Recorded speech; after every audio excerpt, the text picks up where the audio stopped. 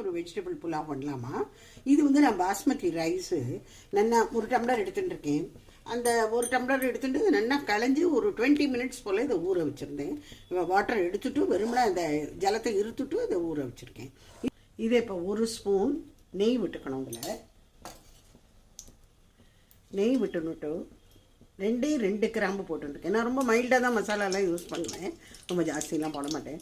ஒரு சின்ன துண்டு பட்டை, பிளாக் காடமும், படி இலாச்சின்னு சொல்லுவாங்க இதில், ஏலக்காய், காடமும். இப்போ இந்த ரைஸை போட்டு லேசாக வறுத்துடணும்.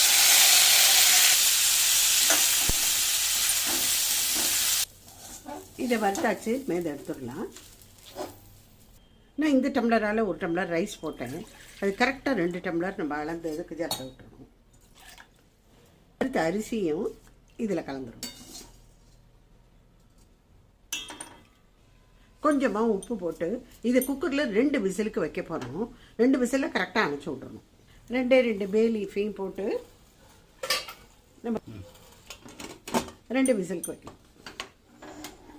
ஒரு மசாலான இந்த இதுக்கு ஃப்ரைட் ரைஸ்க்கு நம்ம அரைச்சிக்கணும். 2 வெங்காயம் வச்சுட்டுருக்கேன், 2 பூண்டு, 2 பச்சை மிளகா, 2 டொமேட்டோ அண்ட் இஞ்சியோட சின்னதாக 2 எல்லாமே ஆல் 2. இதை இப்போ நம்ம இந்த மசாலா பேஸ்ட்டு நம்ம ரெடி பண்ணிக்கலாம். இந்த புலாவுக்கு தேவையான வெஜிடபிள்ஸ் நான் இங்கே வந்து பீன்ஸு, கேரட்டு, உருளைக்கிழங்கு இது 3 பொடி பொடியாக கட் பண்ணி வச்சுட்டுருக்கேன். உங்களுக்கு வேணும்னா நீங்கள் குடமிளகா போட்டுக்கலாம், காலிஃப்ளவர் போட்டுக்கலாம், அது அவங்க விருப்பம்தான். இப்போ இதை நம்ம ஃப்ரை பண்ணிடலாம். இங்கே 1 டேபிள் ஸ்பூன் ஆஃப் ஆயில் வச்சுருக்கேன். கொஞ்சமாக மஞ்சப்பொடி போட்டுக்கலாம். இந்த வெஜிடபிள்ஸ்க்கு தேவையான உப்பு. இப்போ இன்னொரு கடாய் இங்கே வச்சுட்டேன், டைம் சேவ் பண்ணுறதுக்கு வேறு என்ன.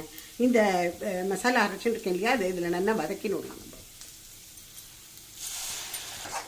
இதை நல்லா வதக்கிக்கணும். இப்போ காஷ்மீரி சில்லி பவுடர் கொஞ்சம், ஒரு 3 டேபிள் ஸ்பூன் தயிர் எடுத்துட்டுருக்கேன். அதில் 1/4 டீஸ்பூனோட குறைச்சல் பெப்பர் பவுடர். இதை நல்லா அப்படியே மிக்ஸ் பண்ணிடுறேன். இந்த மசாலா வதக்கின்னு இருக்கோம் இல்லையா, அதில் மிக்ஸ் பண்ணிடுறேன்.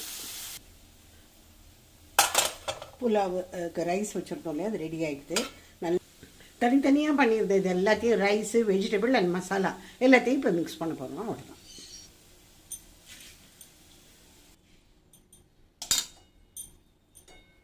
இது எல்லாத்தையும் இப்போ நம்ம மிக்ஸ் பண்ணுறோம். இது நல்லா மிக்ஸ் பண்ணியாச்சு. இனிமேல் ஒரு சர்விங் பவுலுக்கு எடுத்து வச்சுக்கலாம்.